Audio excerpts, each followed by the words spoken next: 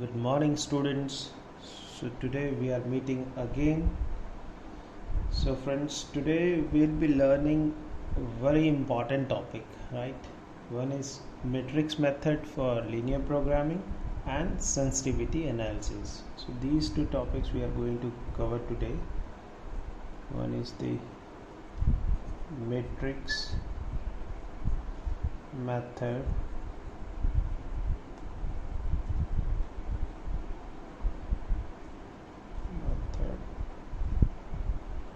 of linear programming and sensitivity analysis.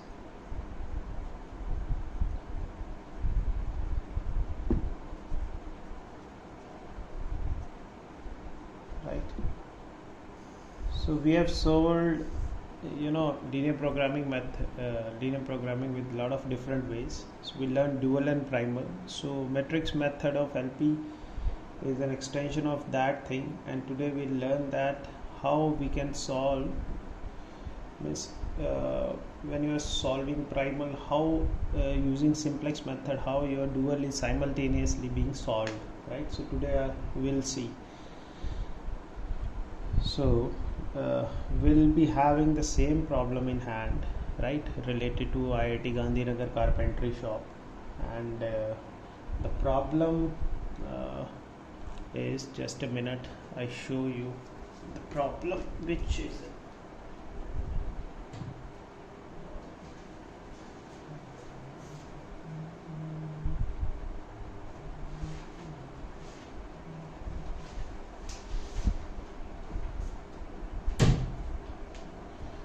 so the problem is same problem which is in our hand, right, related to IIT Gandhinagar workshop. It's carpentry shop of IIT Gandhinagar uses wood and labor to produce tables and chairs. So unit profit and all these things related to this problem is in this table, right? So we need to find out how many number of tables and chairs we need to IIT Gandhinagar carpentry shop needs to produce so that they can maximize the profit. So this is the problem in our hand. So this is the objective function. These are the two constraints, wood constraint and labor constraint, and these are the non-negative conditions, right? So this is the problem in our hand, right? So let's find out the solution of this problem, right? Same problem using matrix method, right? So the problem is to maximize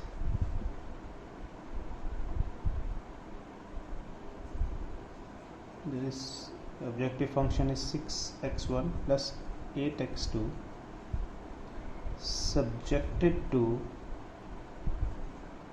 wood constraint, that is 30x1 plus 20x2 less than or equal to 300, then 5x1 plus 10x2 less than or equal to 110, where x1 and x2 are greater than or equal to 0, right? So this is the problem in hand.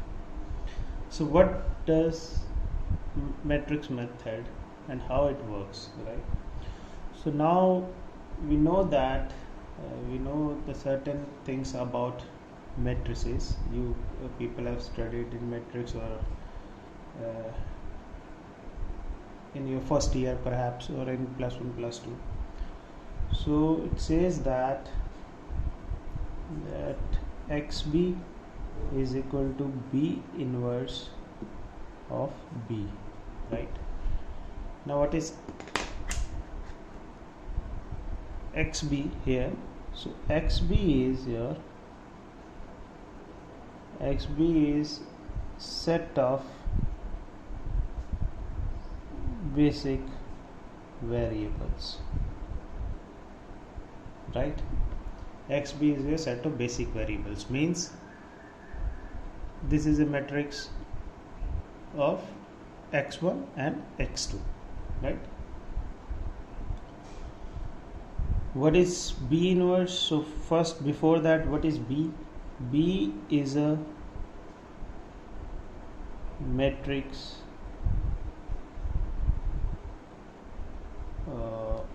basic variables,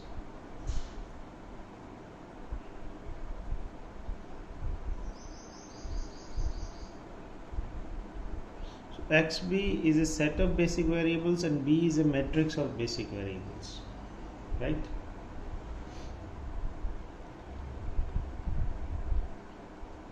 And this small b is the right hand side of the constraint, right? Means 300 and 110, right? So this is b, and b, capital B is a matrix of variables. So here means matrix of variables means x1 x2 are two variables, so this matrix will be 30 20 5 10, and xb will be x1 x2. This is set of basic variables, right? So what would be then b inverse? B inverse is an inverse matrix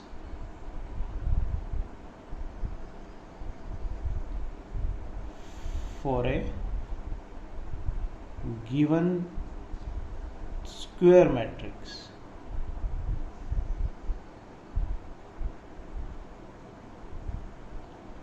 with non-zero determinant, right? So when we will solve it for xb, right? So we are solving it for primal, right? Let's see how it works. So xb is equal to b inverse b, capital B inverse small b. Xb is set of basic variables, right? So xb is equal to x1 x2, right? So it is equal to b inverse, right?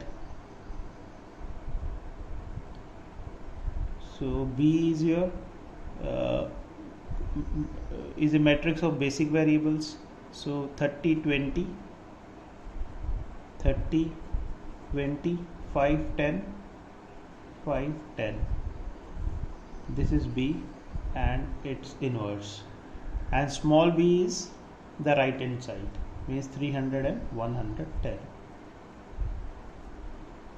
So this is another method of solving linear programming, right? And this is the easier way also to solve primal and dual simultaneously, we'll see. So now we need to find out b inverse, right? So your b inverse, that is the inverse matrix, how you find out?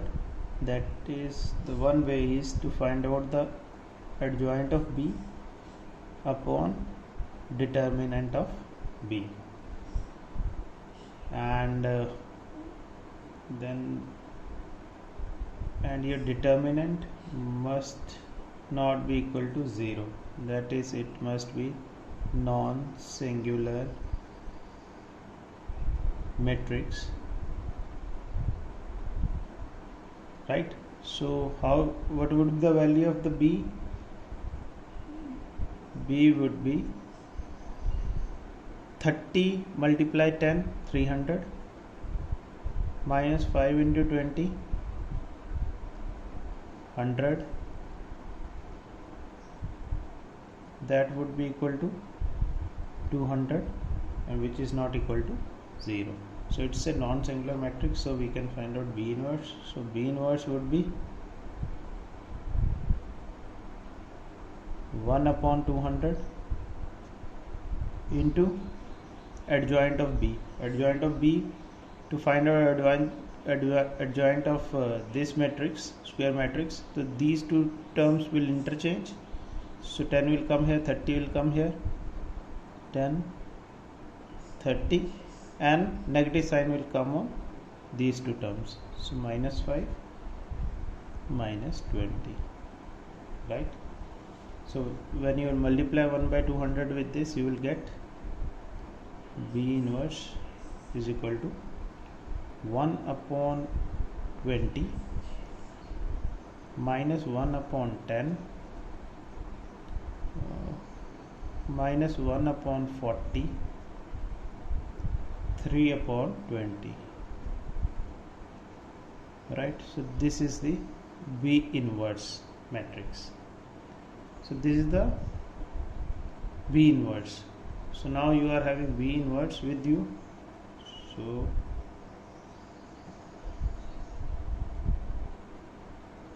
now you can put it over here. So XB will become then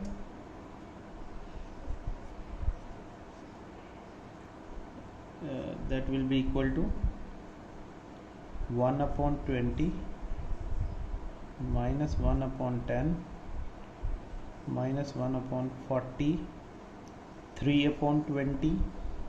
So this is the B inverse into small b, that is 300 and 110. Now you multiply it with 300 upon 20, 150 minus 15 minus 11, 4, and 40 7 minus, it will be 9. So this is your XB, right? So it means X1, it means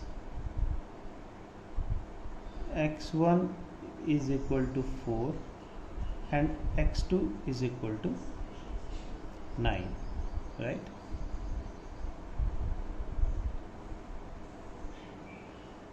So these are your, this is the solution of your primal, right? This is the solution of your primal.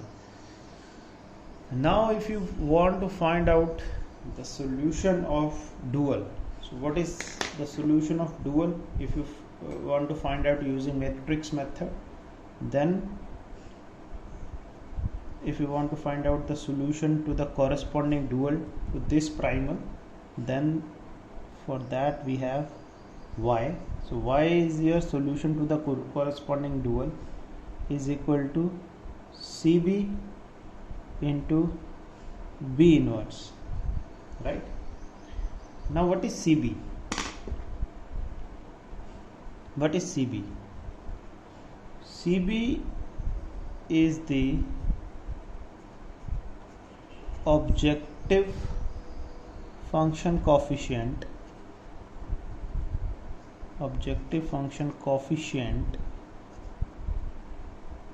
for XB. Now XB is your set of basic variables, right? And CB is the objective function coefficient.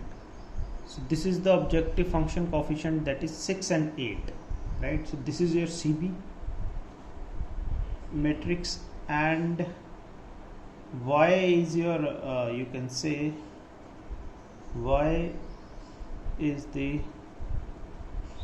solution to the corresponding dual,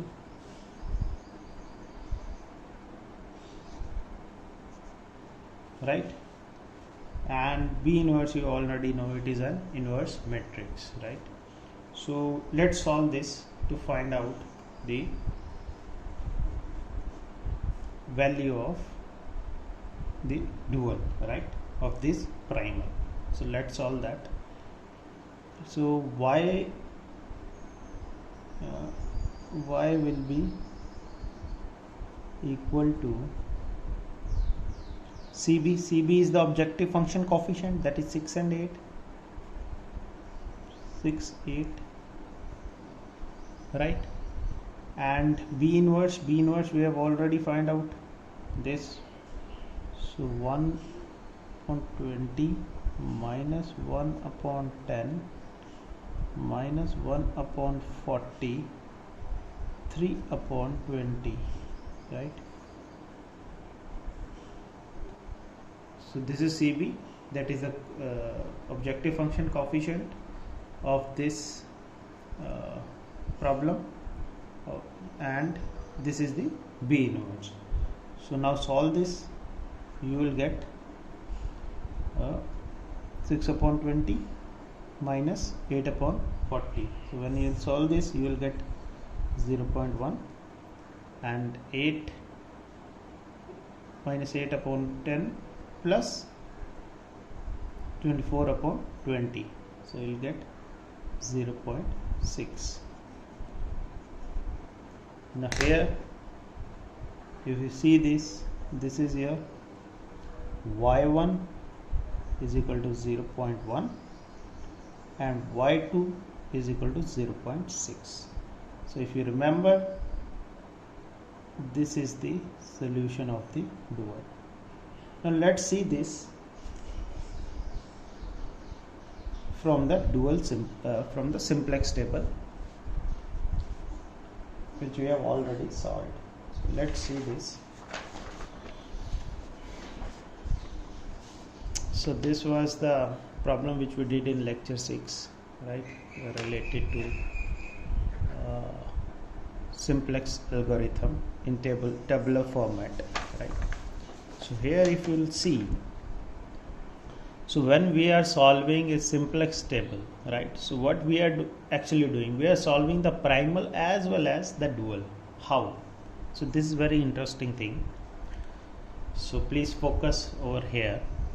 So if you see this, right, this is the initial table. So we have taken two basic variables, x3, x4, and x1, x2 was non-basic initially, and after making this table we saw that by changing x2 your z value changes maximum, so x2 becomes entering variable, right, and x4 becomes leaving variable.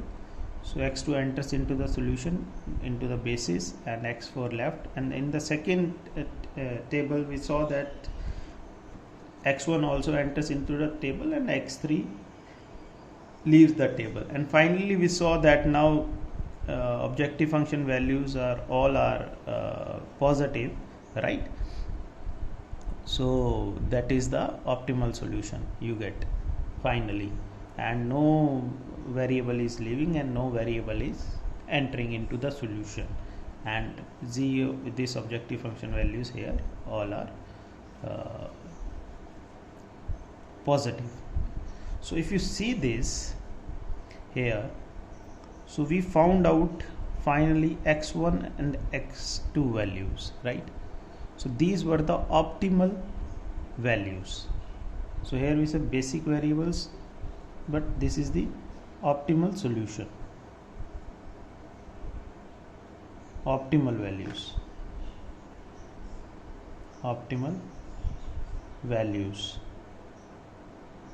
right? So these were the optimal values, x1, x4. So this is you have solved the primal, right?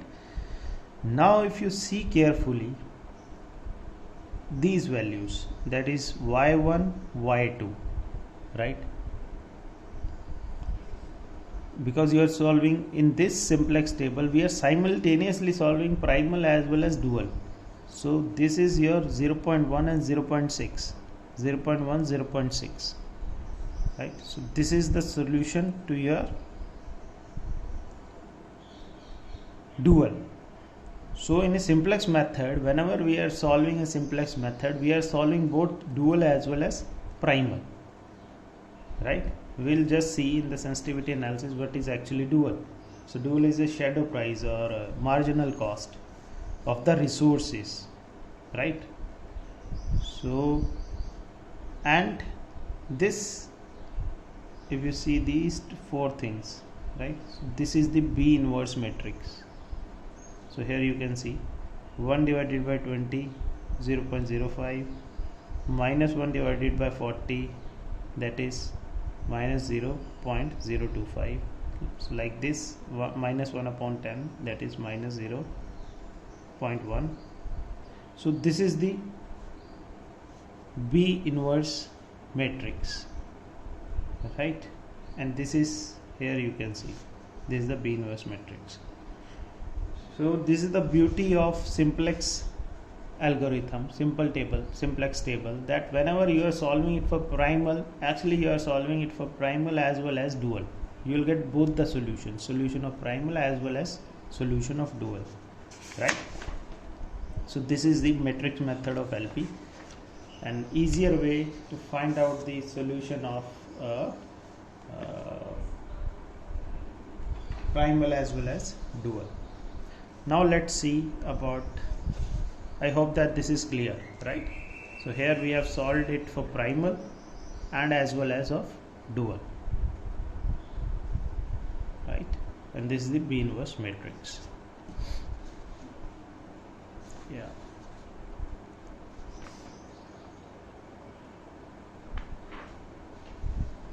Now let's see another important thing, that is called sensitivity analysis.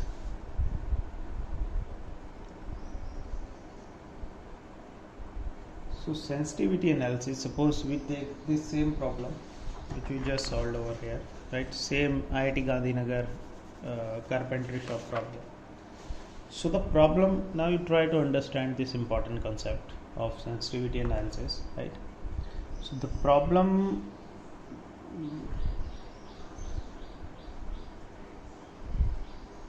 sensitivity analysis,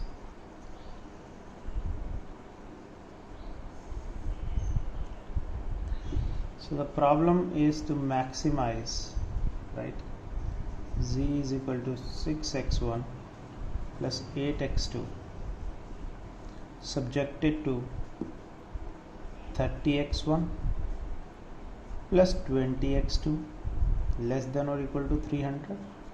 This is the wood constraint, and 5x1 plus 10x2 less than or equal to 110, where x1 and x2 are greater than or equal to 0.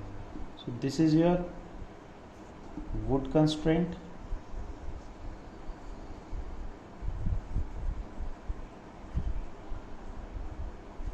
and this is your labor constraint, right? Now suppose in this we assume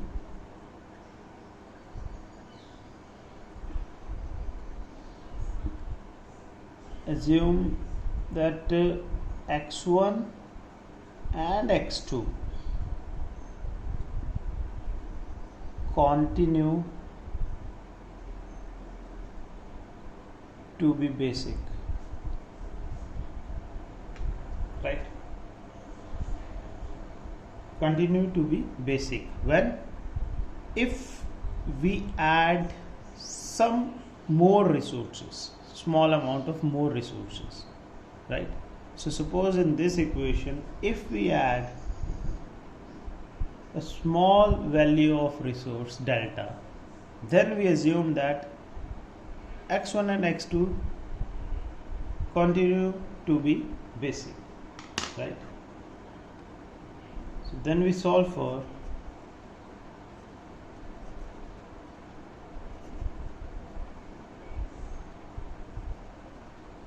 (30x1 plus 20x2), right, is equal to 300 plus delta, right? And 5x1 plus 10x2 is equal to 110. So we are having now these two constraints. If we add, a small more amount of the resource, right, that is if we add delta amount of wood, board feet of wood, right? So this is the resource which we are having. So if we add this, then we can produce more number of tables and chairs. Do you agree? If I add more board feet of wood, right? So now if we solve these two equations, this is the wood constraint and this is the labor constraint. Now if we solve these two equations, right, so then we'll get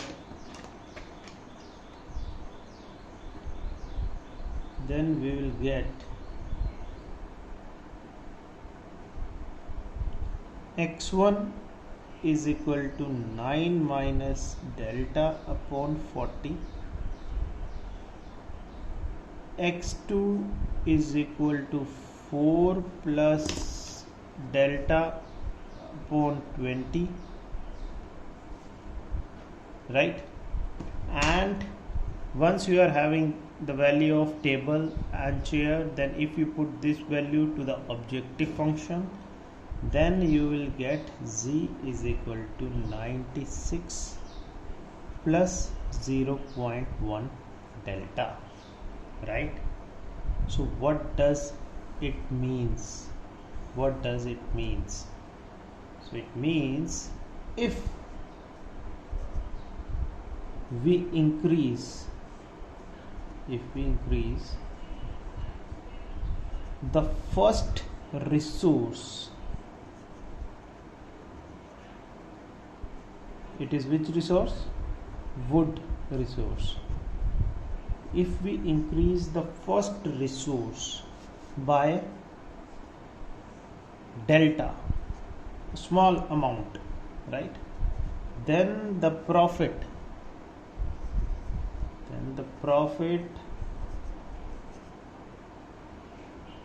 will be up by how much amount? So initial profit was 96, but if we add small amount of first resource, or we increase the amount of first resource by delta, then the profit is up by 0.1 delta, right? Then you can say that the worth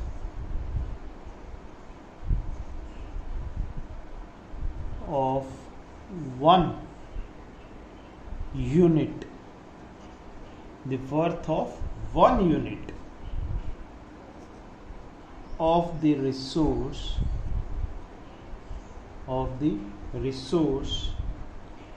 at optimum is, so this is the optimum solution. So at 96 is the optimum solution. So at optimum is 0.1, right? So it means says that the worth of 1 unit of the resource at optimum is 0.1. So what is 0.1? 0.1, we just have seen that it is the dual value. 0.1 is the dual value, we just have seen 0.1 is the dual value, or 0.1 is the dual value. In the simplex table we also have seen. So if we increase the first resource here, that is a wood resource, by delta, then the profit is up by 0.1 delta.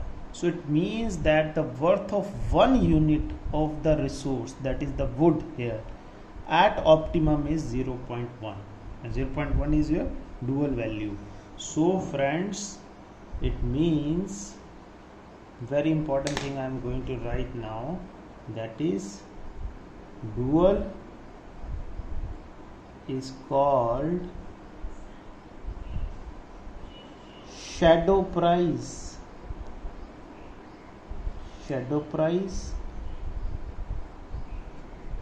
or marginal value marginal value of resource at optimum.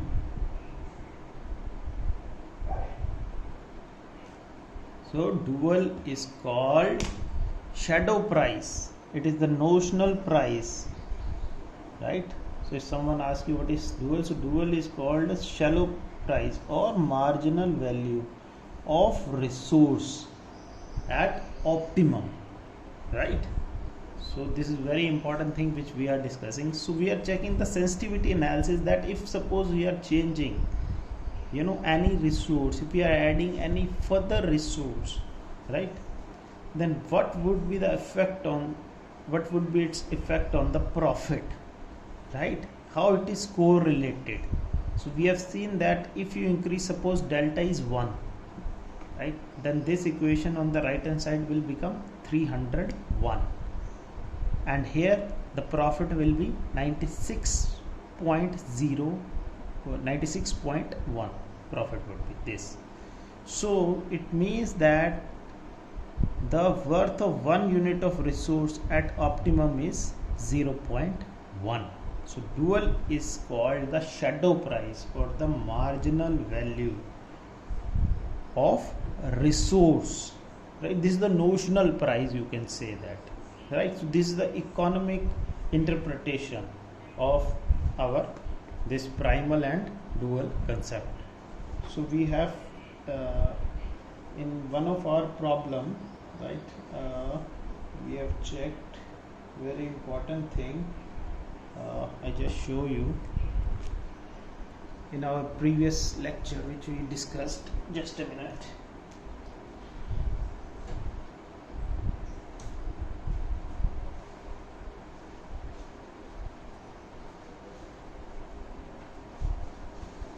In our previous lecture of duality, we understand complementary slackness theorem also, and we did very important analysis. Yes.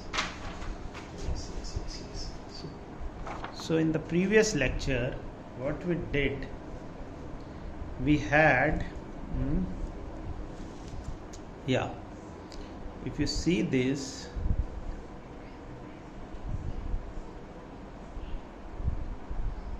U2 96 18, okay.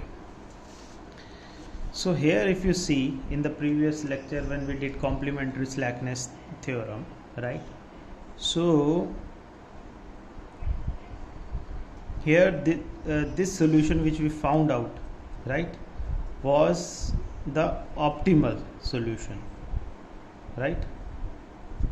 We saw that both the objective functions were same, so this was the optimal solution actually, right? So at optimal, dual is this shadow price.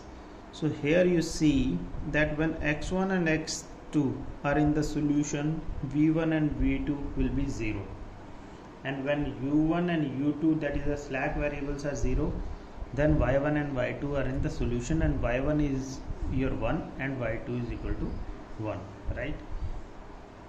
So this is the shadow price, that is 1 here. But when you are putting u1 is equal to 0, u2 is equal to 0, and x1 is equal to 3, in this equation x2 is equal to 2, then u3 is 4, right? And when u3 is 4, your y3 becomes 0, means now we are saying that dual is the shadow price. So here it is 0, so this is the notional price is 0. Why here notional price is 0?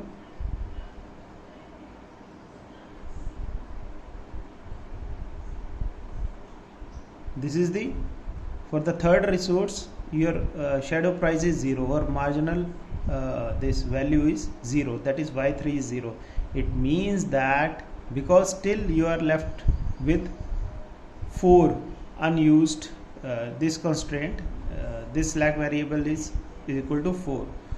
So you don't require any further addition of this resource on the right hand side, because you are still left with 4 numbers.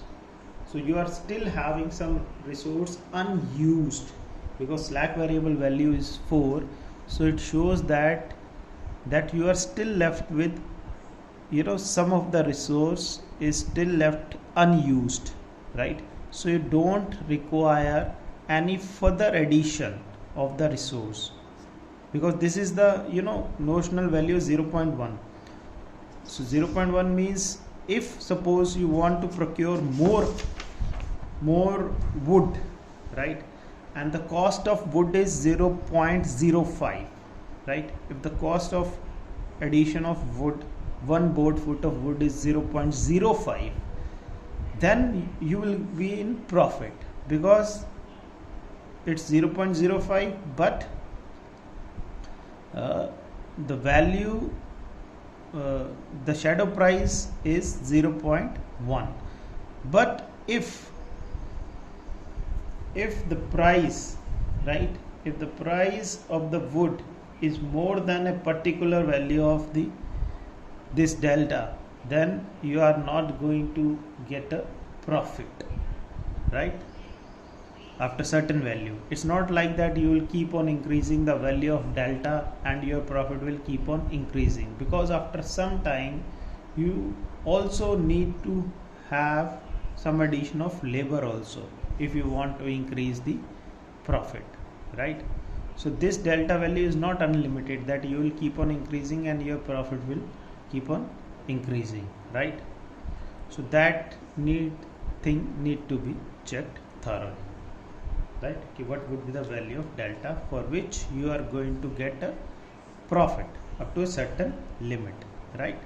But if some resource is unused, like in this case 4x1 plus 5x2 plus u3 is equal to 26, so u3 is 4, so some resource is still unused, right? So in that case, here the dual value is 0, means the marginal value of the third resource,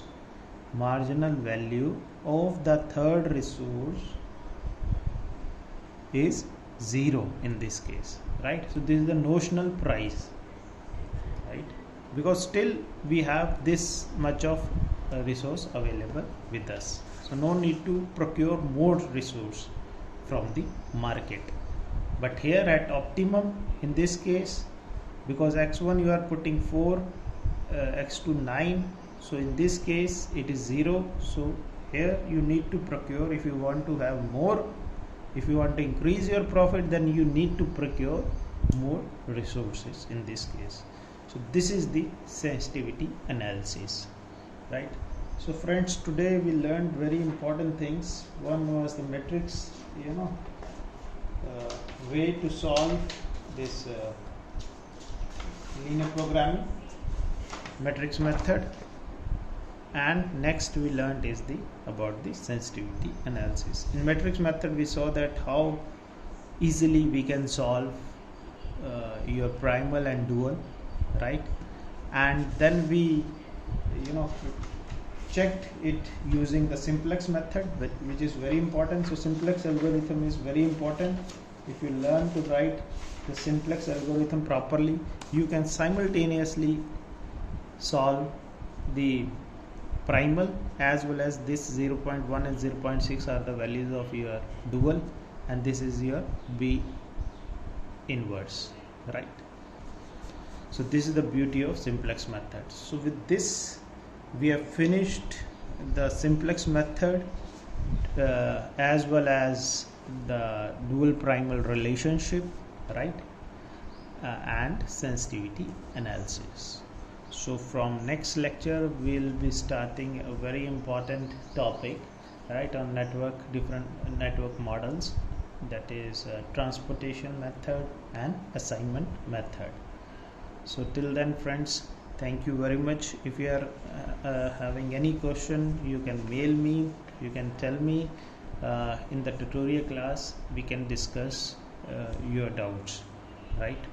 And soon we'll be starting our these presentations, or you can say seminar come presentation, right, which is a very important part of your evaluation. So till then friends, thank you very much. Bye bye, sayonara.